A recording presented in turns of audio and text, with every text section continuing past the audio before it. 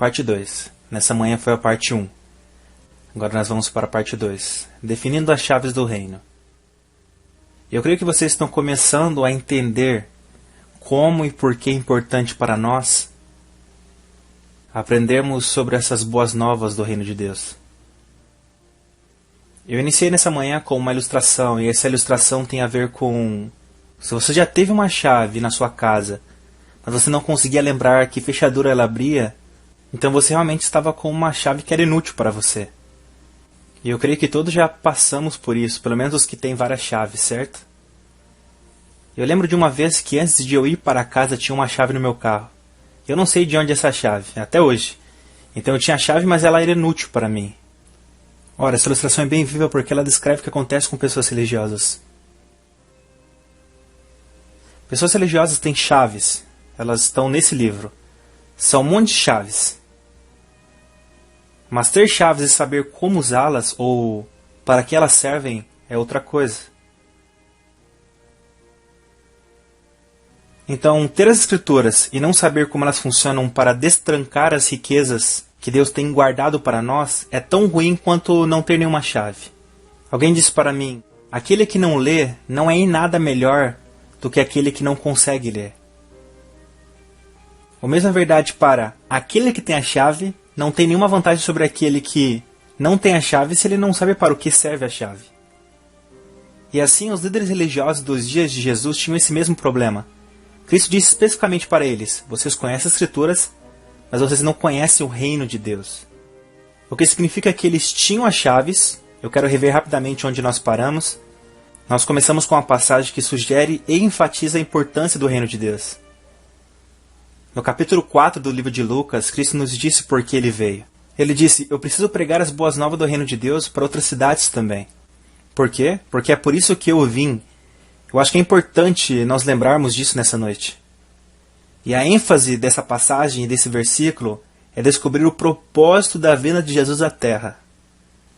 Observe o que ele mesmo disse. Ele não veio realmente para o Calvário. Ele não veio para a ressurreição. Ele não veio para operar milagres. O alvo dele não eram essas coisas. Elas foram meios para atingir um fim. Qual foi o fim da sua vinda? Ele nos diz. Qual foi? Pregar o evangelho do reino de Deus. As boas novas de Deus. Foi para isso que ele veio, diz ele. Então a vinda dele foi motivada por trazer o reino para os homens. A segunda passagem que nós lemos está em Lucas 2,32 e ela diz: Não temais, ó pequenino rebanho. Por quê? Porque a vosso Pai agradou dar-vos o quê? O reino. Outra passagem que nós lemos, Mateus 25,34, é importante nós revisarmos ela por causa daqueles que tiveram que trabalhar nessa manhã. Eles não ouviram isso, certo? Nessa passagem, em Mateus 25,34, ele diz, é Jesus que está falando, Vinde, benditos de meu Pai, recebei a vossa herança, ele diz, que é o reino de Deus. Então ele prossegue dizendo que esse reino é a sua herança. Por quanto tempo? Desde a fundação do mundo. Isso quer dizer que o reino existia antes da terra. Que o reino foi dado a você antes da terra e foi por isso que ele fez a terra. A terra teve de ser criada a fim de que você alcançasse o teu desígnio em relação ao reino. Deus queria que o seu reino, o seu governo se manifestasse num planeta visível. Então primeiro ele criou filhos em espírito, depois Deus lhes dá a responsabilidade e depois fez o território para isso.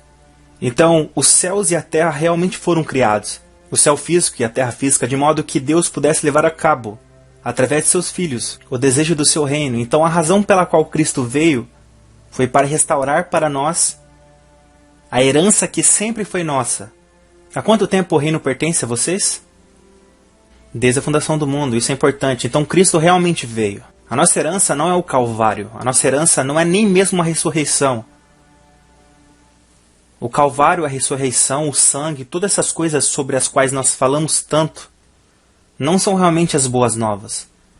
Elas são o meio ou o processo para se alcançar as boas novas, que são o reino de Deus. Vamos ver novamente outro versículo, em Apocalipse 9:10.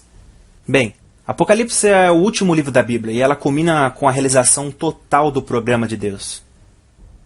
E você vai encontrar nesse versículo, Deus diz no final que Ele fará de nós um reino de sacerdotes, para servir o nosso Deus. E eles vão servir aonde? Eles vão reinar sobre a terra. Mas olha isso, ele não diz que eles vão cantar na terra, ou dançar, ou bater palmas. Ele diz que nós vamos fazer o quê? Reinar. Onde? Na terra. Então, o nosso destino é a terra. Ora, as pessoas religiosas dizem, o nosso destino é o céu. Não, o nosso destino final é a terra. Porque esse foi o desígnio original. Domina o homem sobre o quê? Os peixes, os pássaros, o gado, sobre toda a terra. Então Deus criou o homem à sua própria imagem e abençoou o homem. Ele disse o quê? Dominai sobre os peixes, pássaros, o gado e a terra. Em outras palavras, o plano original de Deus foi a terra, e o seu plano final será a terra. Ele vai fazer aquilo que sempre quis. Tudo que está entre Gênesis e Apocalipse é um programa, propósito eterno. Não é a questão principal. Então aqui nós descobrimos que o desejo dele é que nós voltemos a governar a terra. Ora, também é importante nós sabermos, nesse próximo versículo nós falamos sobre a lei e os profetas. Lucas 16,16 diz, a lei e os profetas duraram até João. Desde então, desde João, as boas novas do reino têm sido pregadas. Isso é importante porque ele está dizendo que até João, o reino não era a ênfase, mas depois de João, esse se tornou o foco de Deus. Então João é o profeta mais importante da Bíblia. A propósito, Jesus disse de João, não há maior profeta nascido entre os homens. Por quê? Todo profeta antes de João falou sobre a vinda do Messias. João, na verdade, falou sobre a sua vinda e depois o apresentou. Então João foi o maior profeta no sentido em que ele foi o mais privilegiado. Porque ele não apenas disse que ele estava chegando, mas ele literalmente pôde apresentá-lo pessoalmente. Bem, ele prossegue dizendo, quando esse reino for pregado, muitos se esforçarão para entrar nele. Em outras palavras, as pessoas o querem quando elas o compreendem. Quando eu estava em Londres, há umas 2 semanas atrás, falando sobre esse reino, eu estava compartilhando rapidamente com eles o porquê as pessoas não vinham a Cristo.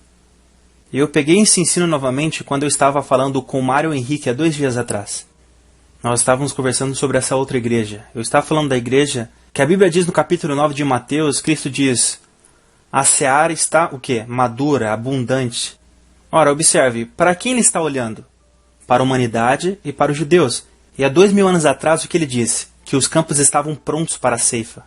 Isso quer dizer que nesse momento a seara deve estar apodrecida, fedendo. Sabe, se vocês deixam maçãs ou mangas e não colhem elas, você sabe o que acontece, certo? Elas caem, começam a apodrecer, e depois ficam moles, e depois começam a cheirar mal. Em outras palavras, aquilo que tinha um cheiro tão bom começa a feder. Sabe por quê? Porque a seara estava madura, mas você não a colheu. Ora, Cristo diz, ele olha para as multidões, no capítulo 9 de Mateus, versículo 13, e ele as vê como ovelhas sem pastor, então ele diz o quê? Ele diz, eles são como ovelhas sem um pastor. Então ele vira para os discípulos e diz, a seara é grande e está madura. Então aquele versículo termina desse modo.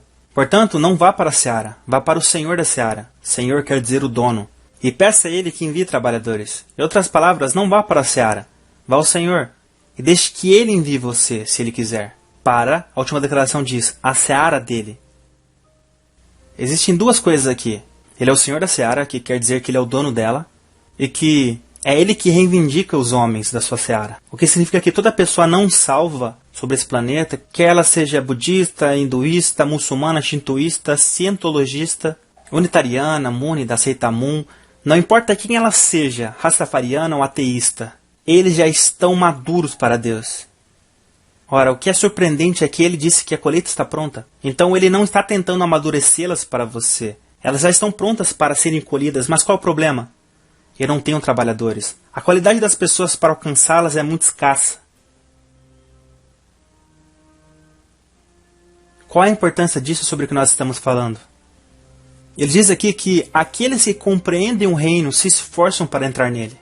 As pessoas o querem quando elas o compreendem. O que significa que se elas não estão correndo atrás de algo que nós temos, elas teriam o que Deus nos disse para obtermos. Sabe o que eu acho incrível? Toda vez que eu falo sobre o reino para alguém, não importa no que elas acreditam antes disso, elas ficam animadas com isso. Vocês sabem por quê? Deixe-me dizer por quê. Porque o reino responde ao problema número 1 do homem. Eu sei qual é. O problema número 1 do homem, vamos repetir mais uma vez, é que ele não controla as circunstâncias. Esse é seu problema número 1. Nada deixa você mais desamparado do que quando o médico diz a você: eu não posso fazer mais nada por você. Como você se sente? Não há nada pior do que quando o banco diz: o seu crédito não é suficiente, nós não podemos te dar o dinheiro. Você se sente abandonado, não é? Não há nada pior do que quando o camarada diz: você não conseguiu emprego, obrigado por ter vindo. Você experimenta esse abatimento na vida quando você não consegue controlar as circunstâncias. Bem, o reino dá a você poder sobre as circunstâncias. Deixe-me colocar isso de outra forma. A razão pela qual as pessoas procuram uma religião, não importa qual tipo de religião, é porque essa religião promete a elas poder sobre as circunstâncias. Qual é a circunstância mais desamparadora que nós temos na vida? A morte? Essa nós não podemos impedir, então todas as religiões tentam oferecer a você alguma explicação de como você pode vencer a morte. Mas o reino de Deus não dá a você somente o poder para superar circunstâncias nessa vida, mas também na vida após a morte. Porque Cristo foi o único que provou que isso pode ser feito. Sabe, Buda nunca voltou. Maomé nunca voltou. Eu aprecio Maomé. Eu leio o Alcorão e 90% do que está nele é do Velho Testamento. Então pelo menos eu estou dando o crédito de ter uma fonte proveniente de outra boa fonte. Eu aprecio os hindus. Eles têm 600 milhões de deuses. Então um deus coloca outros de lado. Mas nenhum marajá jamais ressuscitou dos mortos. Então eles ainda não têm certeza de que eles podem controlar as circunstâncias da morte. É por isso que a ressurreição é tão importante para o mundo. Porque Cristo não apenas mostrou que nós podemos vencer a pobreza, a carência e os elementos como o vento e o oceano, mas ele também demonstrou autoridade sobre as doenças. Ele curou as pessoas, autoridade sobre os demônios, e ele os expulsou. Mas ele também tinha autoridade, ele disse: eu vou para o túmulo e vou voltar para mostrar a vocês que eu também tenho poder sobre essa circunstância. É por isso que o reino é tão maravilhoso. O reino nos promete poder e vitória sobre as circunstâncias. Isso tem a ver com o quê? Domínio. Mas nesse momento, o nosso problema é que nós não entendemos a mensagem. Então vamos falar novamente sobre o que é o reino, rapidamente. O reino inclui... Essa lista não tem fim, mas eu vou dar a vocês alguns dos elementos básicos do reino. E essa foi a pregação de Cristo. Primeiramente, o reino tem uma chave, isso é soberano. Em segundo, ele deve ter um território, uma área onde ele tem influência e regras. Em terceiro, um reino deve ter cidadãos. Bem, eu quero que vocês notem que esse reino, sobre o qual nós estamos falando, tem sido mal compreendido e transformado numa religião. Jesus odiava a religião. Ele é o maior opositor dos líderes religiosos e ele continuou. Eles foram os únicos contra quem ele proferiu os seus ai de vós. Vocês se lembram? Jesus nunca disse um ai de ti para um pecador. Mas ele ameaçou os líderes religiosos porque a religião reduz os cidadãos a membros de organizações religiosas. Um reino não tem membros. A igreja tem membros, grupos religiosos. É como clubes de vários tipos, um monte de clubes dos quais nós nos tornamos membros. E assim nós não experimentamos a realidade da vida do reino porque nós somos membros religiosos.